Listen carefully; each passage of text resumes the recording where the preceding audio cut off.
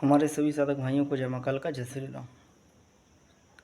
आज का जो हमारा विषय है, ठीक है ना, तो देखिए जो आज का हमारा विषय है, जो आज की हमारी जानकारी है, बहुत ही महत्वपूर्ण जानकारी है। और देखिए वीडियो को शुरू से लेके लास्ट तक देखा करें, ताकि मैं जो भी आपको जानकारी देता हूँ, ठीक है ना, जो भी मैं एक एक शब्द आपको बताता हूँ वो आप लोगों की समझ में आ सके। देखिए शक्तियाँ क्या है, जब आप वीडियो के माध्यम से देखते हैं और आप उस चीज़ को स्किप नहीं करते हैं, ठीक है ना, तो आप जब पूरी जानकारी सुनोगे उस चीज़ के बारे में तो आपको ऑटोमेटिक समझ में आने लगेगा कि कौन सी शक्ति किस प्रकार चलती है, किस प्रकार से भोग लेती है और कौन कौन कार्य शक्तियाँ करती हैं, ठीक है ना। तो देखिए आज मैं जो जानकारी आपको देने जा रहा हूँ वो बाबा मनसाराम, ठीक है ना, जो बाबा मनसाराम अघोरी हैं, आज उनके ऊपर जो जानकारी देंगे आज उनके ऊपर रहेगी। देखिए जो हमारे बाबा मनसाराम अघोरी हैं, ठीक है, वैसे तो अघोरी 7 भाई हैं, जैसे चर्चित 3 या 4 अघोरी बहुत ज़्यादा है, जैसे बाबा गंगाराम, बाबा मनसाराम, ठीक है। और जो अघोरी है उनके कोई नाम भी नहीं जानता है, और जो साधक जानते हैं वो कभी किसी को देते नहीं हैं,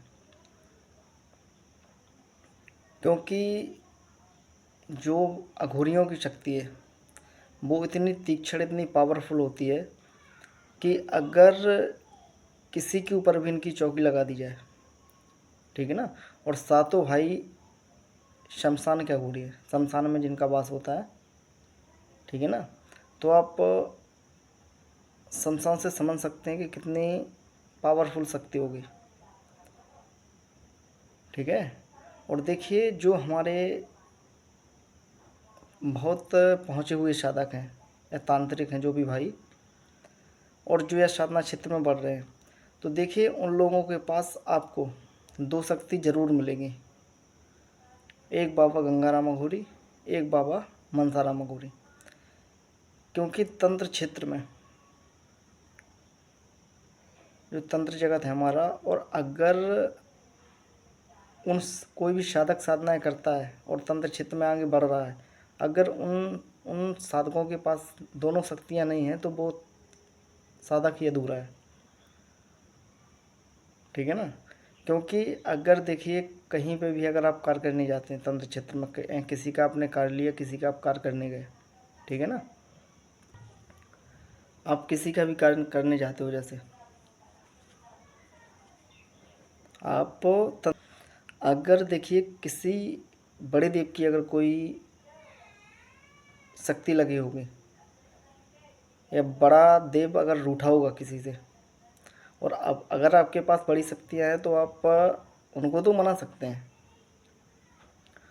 लेकिन अगर कहीं पे किसी ने नीची चौकी लगाई है, किसी ने नीच चौकी रख दी है, किसी ने जो बोलते हैं ना, किसी ने सुअर का बच्चा काट के दे दिया है और चौकी रख दी है जैसे, तो देखिए उसमें फिर क्या होता है कि जो हमारे बड़े देवता होते हैं वो फिर वहाँ पे काम नहीं करते हैं, ठीक है ना। फिर वहाँ पे जो नीचे देवता रहते हैं तो फिर वहाँ पे वो कार्य करते हैं। और देखिए जो शमशान के अघोरी हैं, जो बाबा गंगाराम मनसाराम, ये एक ऐसी शक्ति है कि कहीं पर भी आप इनको भेज सकते हैं, गंदी से गंदी जगह पे, अच्छे से अच्छी जगह पे, कहीं पे भी आप इनकी चौकी को लगा सकते हैं, ठीक है। और जो बड़े देवता होते हैं उनकी एक अपनी मर्यादा होती है कि वो अपनी मर्यादा से आगे कार्य नहीं करते हैं, क्योंकि कोई जैसे कुरी होती है, जैसे कोई नीचे कुल का होता है, जैसे कोई वाल्मीकि समाज से होता है, मैं मतलब किसी की जाति पाति पे टिप्पणी नहीं कर रहा, मेरा समझाने का एक मतलब है आपको, ठीक है ना। जैसे जो वाल्मीकि समाज का होता है एक ठाकुर होता है, तो देखिए क्या है कि जब अगर ठाकुर वहाँ पे होगा, ठीक है, तो वो वाल्मीकि समाज के आदमी को कभी अपने पास में नहीं बिठाएगा, अपने लेवल पे नहीं बिठाएगा, ऐसी शक्तियाँ रहती हैं। और अगर वो बैठ जाएगा तो फिर वो जो मतलब ठाकुर है वो वहाँ से उठ के चले जाएंगे, तो ऐसी शक्तियों का होता है कि अगर इनकी चौकी कहीं पर भी गंदी चौकी लगी होती है तो फिर बड़े देवता वहाँ से चले जाते हैं। ठीक है, तो फिर हमारे जो मरकट के अघोरी हैं, जो मनसारा गंगाराम अघोरी हैं, आगे यही कार्य संभालते हैं। फिर शक्तियों को, जो बुरी शक्तियाँ रहती हैं, जो गंदी शक्तियाँ रहती हैं, उनको हटाने का यही करते हैं। और देखिए, इनकी चौकी भी अगर किसी के ऊपर लगा दी जाती है, किसी भी दुष्ट, कोई आपका दुश्मन हो, किसी के ऊपर भी अगर चौकी इनकी लगा दी जाती है, तो देखिए इतना इनकी क्षति पहुंचाते हैं जिसको, मतलब जिसके ऊपर भी आप लगाओगे, कि हो सकता है उनको कोई बीमारी में डाल दे। ठीक है ना।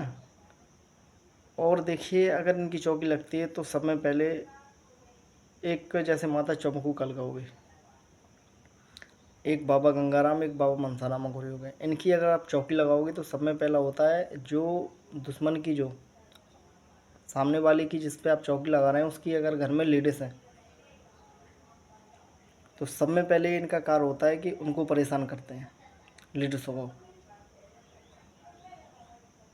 और जो माता चौमुखू कालका, अगर इनकी किसी भी दुष्ट तांत्रिक या किसी के ऊपर भी चौकी लगाई जाती है तो आगे चल के तांत्रिक के ऊपर तो करेंगी, लेकिन सब में पहले उनका कार्य होता है कि जो उनकी लेडीज़ रहती हैं घर में, उनके ऊपर बहुत तीक्ष्ण तरीके से अपना वार करती हैं।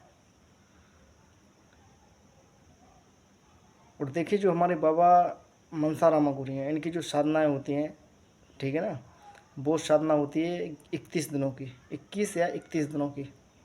और बढ़ा के आप 41 दिन भी कर सकते हैं, 51 दिन भी कर सकते हैं। वो आपकी क्षमता के अनुसार होता है कि आप साधना कितने दिन आगे बढ़ाना चाहते हैं। क्या है, आप जितना मंत्र जप करोगे उतनी ही शक्ति आपकी प्रबल होती है। और देखिए, जो अघोरी हैं, इन्होंने इतना जप तप किया है, इतनी इतनी सिद्धियाँ प्राप्त की हैं कि कोई सा भी कार्य हो, हर एक कार्य करते हैं।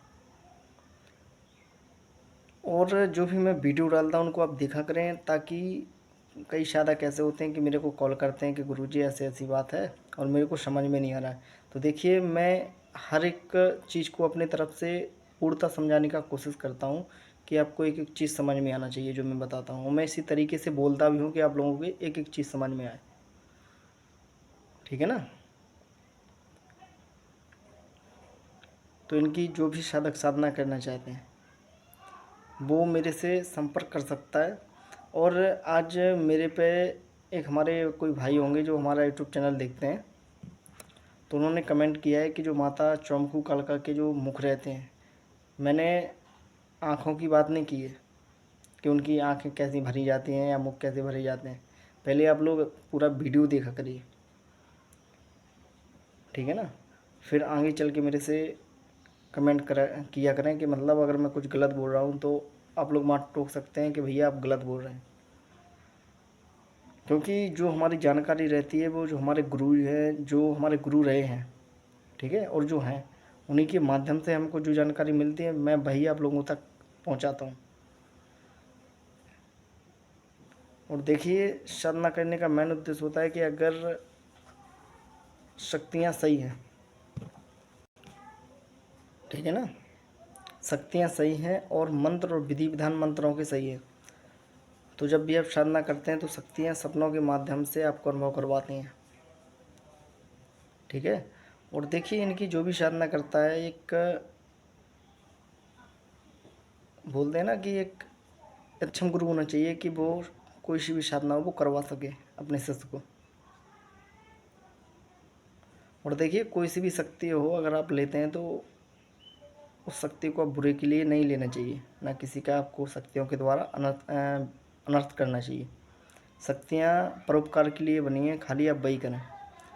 शक्तियाँ जब चलाई जाती हैं जब आपके लिए कोई रास्ता ना बचे, कोई दुश्मन आपको हद से ज़्यादा परेशान कर रहा हो, ठीक है, तो फिर शक्तियाँ चलाई जाती हैं। ऐसा नहीं है किसी से थोड़ी सी दुश्मनी हुई आपने शक्तियाँ चला दी, ऐसा बिल्कुल भी नहीं करना चाहिए।